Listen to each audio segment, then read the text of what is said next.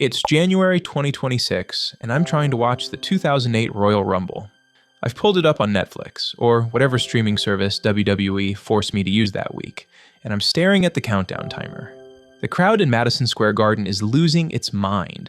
The buzzer is about to hit for entrant number 30, and I know what's coming. I've seen this match maybe a dozen times. I know John Cena's music is about to hit, I know the roof is going to come off the building, and I'm waiting to feel something. Anything. The buzzer sounds. Cena's music explodes. 20,000 people scream like they've just witnessed the second coming. And I'm sitting on my couch, wondering when exactly I lost the ability to feel what they're feeling. I remember watching this live. I remember being glued to the screen, hands pressed against my face, unable to believe what I was seeing. John Cena, the guy who was supposed to be out for 6 months with a torn pectoral muscle, walked out like he'd only been gone for a weekend. The impossible made flesh, a superhero return that defied medical science and common sense. I remember the entire Madison Square Garden crowd rising as one. I remember believing, genuinely believing, that I was watching something that mattered. But now I'm just watching it happen. The images move across my screen. Cena eliminates Triple H. Cena wins. Cena points at the WrestleMania sign. And I feel nothing. Not because the moment is bad, but because I've learned what comes after moments like this. And that's when it hits me. I'm not watching this to feel the magic again. I'm watching it to figure out where the magic went. The Royal Rumble used to be a promise. Win this match and your life will never be the same. Now it's another show that happens in January. But to understand how we got here, I need to take you back to when I first believed in that magic. I don't remember the first time I watched wrestling. It was always part of my household growing up, but I do remember the first time I watched a Royal Rumble. I remember the countdown. That little clock in the corner of the screen ticking down from 10 to 0, and you had absolutely no idea who was coming out next. No spoilers, no predictions, just pure, unfiltered possibility. 10, 9, 8, and my brain would start racing. Who's it gonna be? Edge? Triple H? What if it's someone who's not even supposed to be here? What if it's someone we haven't seen in months, returning when we least expect it? Then the music would hit. I'd jump off the couch, my parents would yell at me to sit down. I wouldn't, because this felt like the most important thing happening in the world. Even the jobbers had their moment. Maven could throw The Undertaker over the ropes, and for those 2 minutes, this could be his night. That's what the Royal Rumble was, pure possibility. 30 men in a ring with the understanding that anyone could win. And when someone did win, when they stood there exhausted, surrounded by bodies, pointing at that giant glowing WrestleMania sign, you believed their life had changed forever. Let me take you back to the year of 2010. Smartphones slid into pockets and stayed there. Facebook timelines replaced conversations. YouTube stopped feeling like a novelty and started shaping taste. Attention fragmented, then reorganized around whatever traveled fastest. Television chased spectacle. Reality shows leaned louder. Prestige dramas hardened their tone. Audiences learned to expect moments designed to explode online the next morning. I remember being glued to my screen watching the Royal Rumble, every second of it playing like pure cinema. Because it wasn't about who won, it was about the stories unfolding inside the match. Edge returned from a career-threatening Achilles injury at number 29. His music hitting felt like someone walking back from the dead. The crowd went nuclear. He'd been told he might never wrestle again, and there he was, entering the Royal Rumble, looking untouched by time. But the real story was Shawn Michaels. Shawn was desperate. He had lost to The Undertaker at WrestleMania 25 in what many consider the greatest match of all time, and he needed a rematch. The only path, the only way to earn that rematch ran straight through this Rumble. So he clawed and fought like his soul depended on it. He eliminated his best friend Triple H without hesitation, without regret. And when he got down to the final 4, you could see it on his face. This meant everything to him. Watch that match again. Watch Shawn's eyes during those final moments. There's a hunger there, a desperation. This wasn't just about winning a match. This was about legacy. This was about proving he could still do it. This was about one last shot at immortality. And then Batista threw him out. Shawn's face when he hit the floor, I've never forgotten it. It wasn't the look of someone who'd lost a match. It wasn't the look of someone planning to try again next year. It was the look of a man who'd lost everything. Someone who knew, in that instant, that his dream was dead. Edge went on to win and become champion. Shawn's desperation dragged him down a darker path, one that ended at WrestleMania 26 with his retirement match, arguably the most complete and emotionally devastating send-off a legend has ever received in WWE. The 2010 Royal Rumble didn't simply crown a winner, it altered careers. It set storylines in motion that defined the next 6 months. Edge's championship reign, Shawn's final year, a retirement match that made grown men cry. That was the covenant the Rumble made. Victory meant permanent elevation. Defeat could break you in ways that echoed for years. Every moment mattered. Every elimination carried weight. Fast forward to 2025. Jey Uso won the Royal Rumble the previous year, went on to beat Gunther in the opening match of WrestleMania Night 1 for the world title. And 9 months later, he was yeeting his way back into the tag team division like none of it ever happened. It wasn't meant to work like this. I remember back in 2007 watching The Undertaker and Shawn Michaels, two legends at the twilight of their careers, battle down to the final two in a war that had the crowd on its feet. When Undertaker won, he went on to defeat Batista for the World Heavyweight Championship at WrestleMania 23. Shawn's story kept building, inching toward its inevitable end. Both men left that match stronger. Both legacies expanded because of one night. For nearly 20 years, WWE followed a simple formula: win the Royal Rumble, main event WrestleMania, change your career forever. The stories inside the match had consequences. In 1992, Ric Flair drew number 3 lasted nearly an hour and won the WWF Championship inside the Rumble itself, a coronation that cemented him as the top star. Stone Cold won in 1997 and never left the main event. Batista won in 2005 and headlined for years. Chris Benoit won in 2004, lasted an hour, and defeated Triple H and Shawn Michaels at WrestleMania to become World Heavyweight Champion. For 2 decades, this was the deal. If WWE put you over in the Rumble, they kept you there. The Rumble was the launchpad. WrestleMania was the coronation. The months that followed were your reign. Then WWE stopped believing in its own formula. If this video is connecting with you, take a second to like it and subscribe to the channel for more such deep dives. 2011 was the first crack. WWE promoted it as the biggest Royal Rumble ever, 40 entrants instead of 30. It promised more chaos, more possibilities, more surprise returns, more chances for someone unexpected to rise. Instead, the match dragged. Long dead zones where nothing happened. Major stars eliminated early. The final stretch filled with people who had no business winning. The energy drained out of the arena. The crowd goes quiet. Alberto Del Rio won by eliminating Santino Marella. Del Rio had been on the roster for only a few months. The crowd barely reacted. He had no real storyline, no momentum, no reason to be there beyond, we need someone. I remember thinking it should have been Jericho, or even Santino, anyone but him. Then he pointed at the WrestleMania sign, and I turned off my TV in frustration. Del Rio challenged Edge at WrestleMania. The match was fine, for an Alberto Del Rio match. Edge retired a month later due to severe neck injuries, which made the entire angle feel like a placeholder. Like WWE knew Edge was leaving and just needed someone, anyone, to stand across from him. By summer, Del Rio was back in the mid-card. Later, he nuked his own career entirely. In the end, his Rumble win accomplished nothing. He wasn't elevated. The audience didn't care. WWE moved on like it never mattered. What bothered me most wasn't that Del Rio won. It was that WWE didn't believe in him either. They gave him the victory, then refused to commit to making it mean something. 2012 and 2013 looked stable on the surface. Sheamus won. John Cena won. But something felt off. Sheamus squashed Daniel Bryan in 18 seconds at WrestleMania, accidentally igniting the Yes movement while completely erasing his own Rumble victory. Nobody remembers Sheamus winning the 2012 Rumble. They remember Bryan being buried.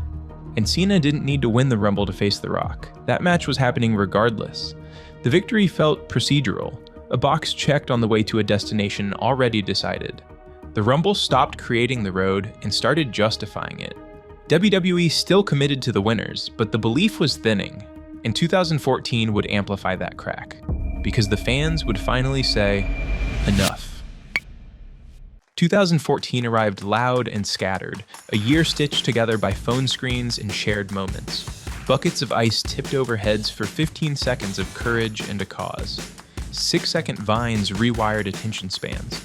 Taylor Swift pivoted hard with 1989 into neon and synths. Kids screamed "Let It Go" in grocery aisles, back seats, school hallways. Television closed chapters. Breaking Bad took its final bow, while Game of Thrones taught audiences how quickly a wedding could turn red. Everything felt louder, faster, more connected, and strangely unfinished. The internet trained people to chant together, to turn repetition into power. You could hear it everywhere. Wrestling caught that current and amplified it. In arenas packed with signs and stubborn belief, a simple word took over the air. Yes. Chanted once, then again, then until it shook the building. Daniel Bryan has become the hottest thing in wrestling. The Yes movement had transcended the business. He was over in a way WWE hadn't seen since Stone Cold. Crowds at basketball games were doing yes chants. Late-night talk shows were doing yes chants. It had escaped wrestling and become part of pop culture. Yet he wasn't even a part of the Royal Rumble. WWE wanted Batista to win. Hollywood returnee, corporate approved, safe choice. The crowd knew what was happening. They could feel it. And when Rey Mysterio's music hit at number 30, Rey, one of the most beloved wrestlers in history, the crowd booed like hell, just because he wasn't Daniel Bryan. And when Batista eliminated Roman Reigns to win, the crowd turned toxic. I remember watching this live. I remember the camera cutting to fans with their arms crossed, refusing to celebrate. I remember the announcers trying desperately to sell Batista's victory, while the arena drowned them out with boos.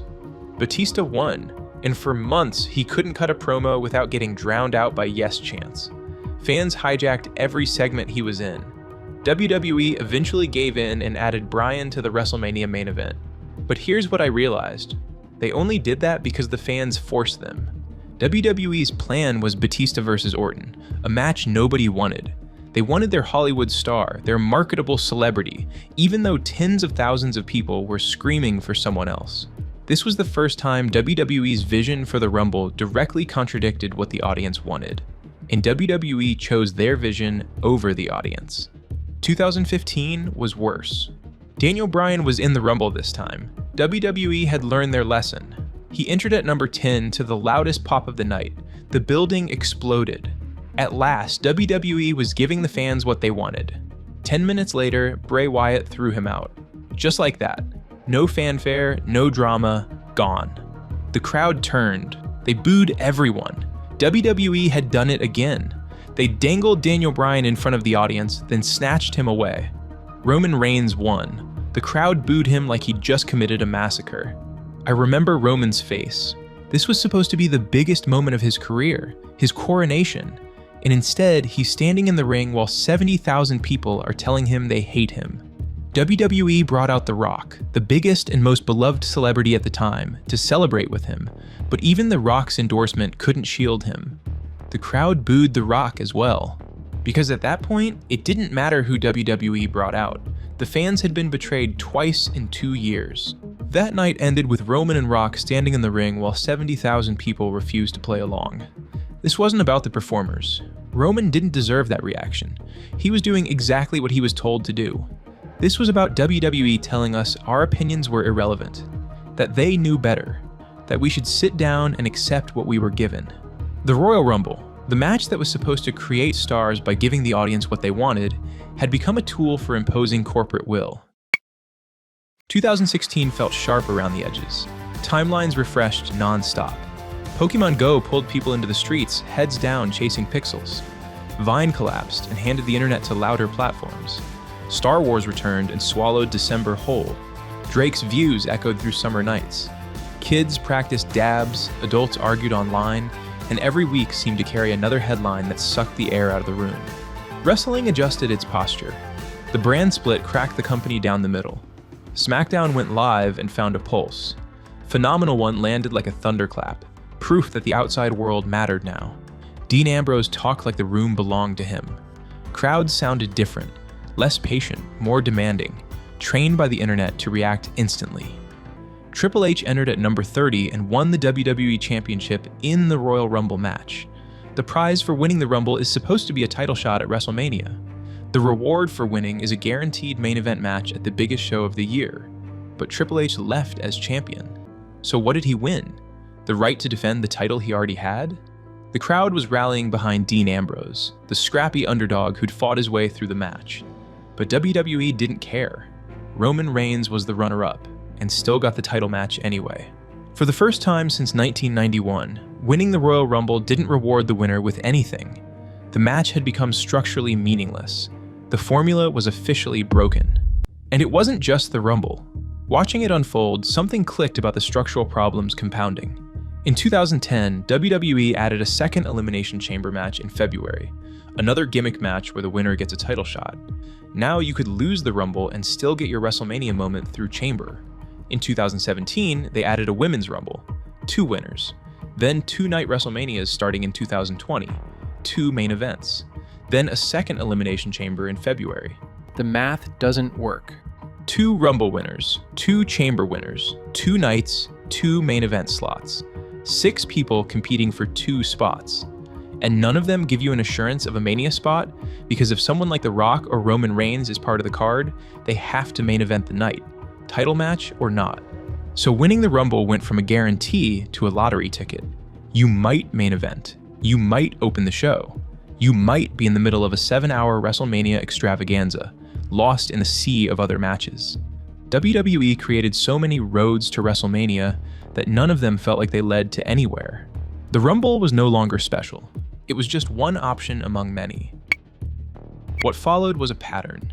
WWE running the same experiment over and over, expecting different results. 2018. Shinsuke Nakamura and Asuka both won. Both were beloved. Both had explosive crowd reactions. Nakamura challenged AJ Styles for the WWE Championship at WrestleMania and lost. Clean. No controversy, no screwjob. He just lost. And within 6 months, he was floating around the mid-card, having meaningless matches on SmackDown, teaming with Rusev in a comedy act. I was a huge New Japan Pro Wrestling fan at the time. I texted my friend after Nakamura won the Rumble. This is it. They're finally doing it right. They're going to push Nakamura to the moon. Now, neither of us could remember his last match. Asuka challenged Charlotte Flair for the SmackDown Women's Championship at WrestleMania, and lost. Her undefeated streak, the thing that made her special, the entire foundation of her mystique, the storyline WWE had protected for years, ended in a match nobody asked for. Charlotte didn't need the win. Asuka needed the streak. But WWE gave Charlotte the win anyway. Her momentum evaporated instantly. WWE picked the perfect winners. The crowd loved both of them. Both were incredibly talented. Both could have been top stars for years. And within 6 months, neither one mattered. But not all victors had similar fates. Drew McIntyre and Bianca Belair proved the formula still worked when WWE actually followed it. Drew won in 2020, eliminated Brock Lesnar, the monster who dominated WWE for years. Went to WrestleMania, beat Brock for the WWE Championship in front of an empty performance center due to the pandemic, and stayed elevated for years. Even without the crowd, the story worked because WWE committed to it. Bianca won in 2021, headlined against Sasha Banks at WrestleMania, the first time ever for 2 black women to main event WWE's biggest show. Bianca beat Sasha in a genuinely incredible match, and then became the face of the women's division for years. The blueprint was still there, functional, waiting to be used.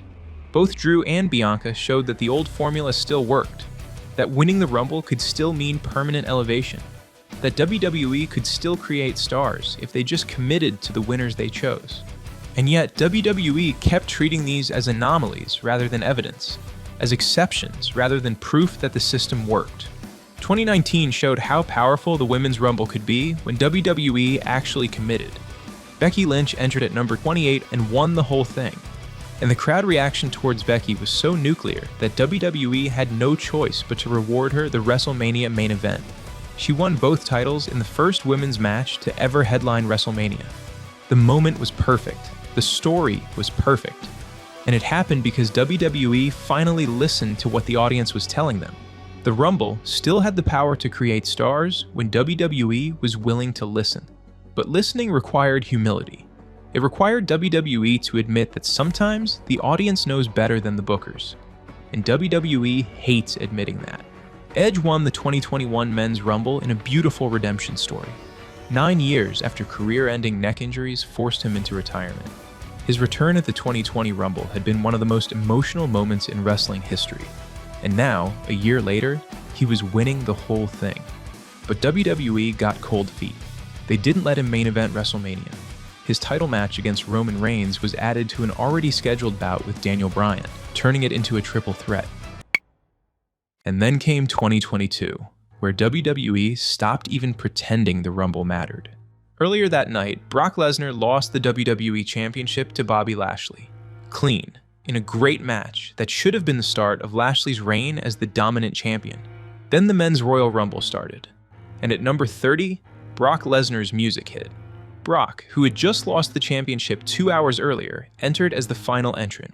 He eliminated Drew McIntyre, who'd been in the match for over 40 minutes. He eliminated several other crowd favorites in about 90 seconds, barely breaking a sweat.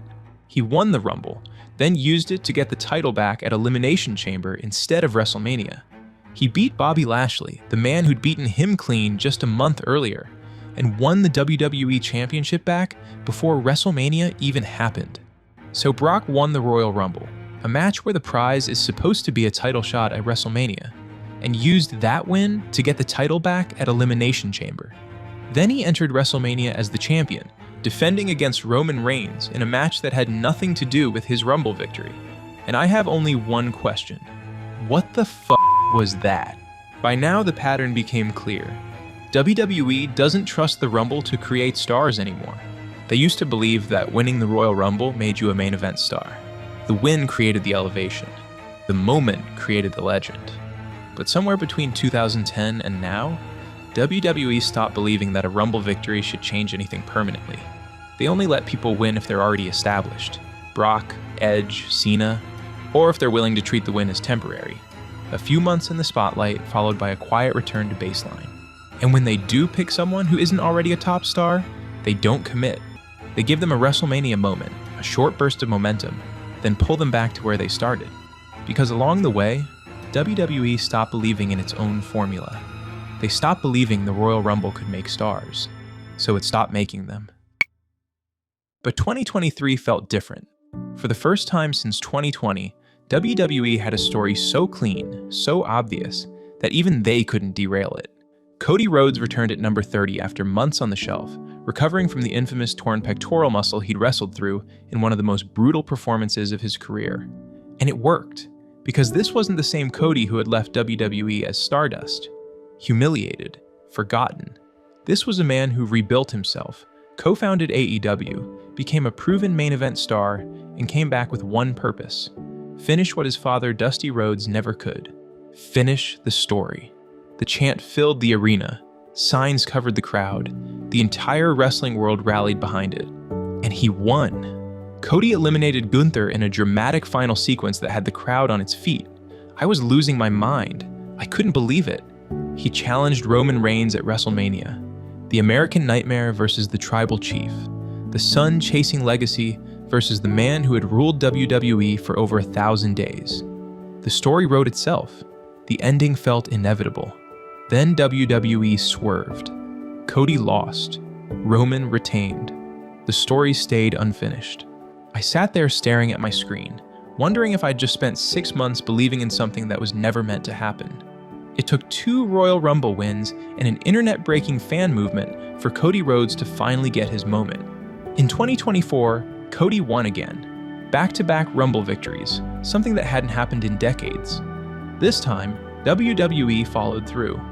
He defeated Roman Reigns at WrestleMania 40 and became champion in front of his family, his friends, and 70,000 people who had waited 2 years for the payoff. It landed. It worked. It felt earned. But look at what it took. 2 years, 2 Rumble wins, and a fan revolt loud enough to force WWE's hand. They didn't trust the story either time. They hesitated. They second-guessed. They nearly handed the spot to The Rock. Cody's story succeeding wasn't proof that WWE had learned. It was proof that the audience had dragged them there. And that brings us to 2025. Jey Uso wins the Royal Rumble. I was genuinely shocked, in a good way. Finally, someone who wasn't already positioned as a top guy. Someone who'd spent his entire career as a tag team wrestler. Someone who could actually benefit from a Rumble victory. The crowd went insane. 70,000 people screaming "Yeet" in unison. Jey standing in the ring, tears in his eyes, pointing at the WrestleMania sign. This felt like it mattered.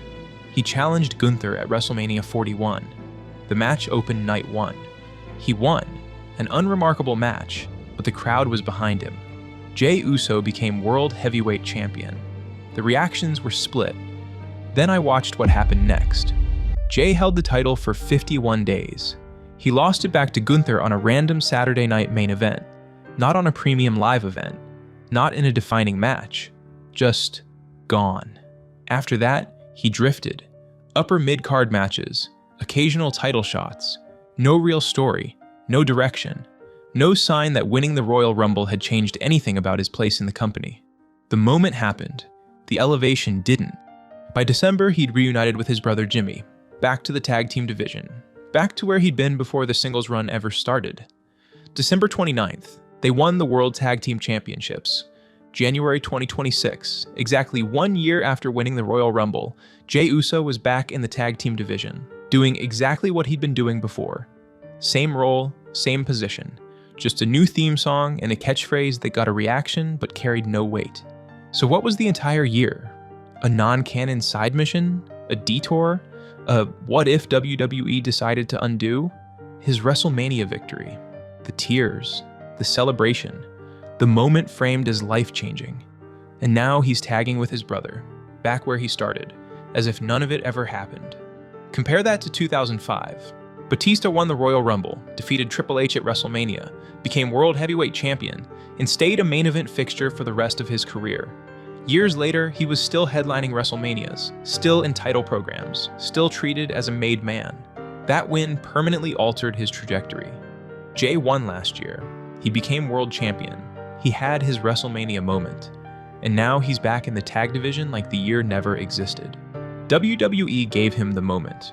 They didn't commit to making it last. That's the pattern now. Moments without consequences. Victories without elevation. A museum of perfect images that carry no meaning. WWE archives everything. Every Royal Rumble win is preserved in perfect high definition. The pyro, the tears, the pointing at the sign. On screen, Jey Uso's victory looks identical to Stone Cold's. The image promises the same future, but the follow-through is gone. The company has learned how to create the moment without honoring what the moment used to mean. You get the celebration, you get the clip, you get the highlight package that will live forever online. What you don't get is the elevation.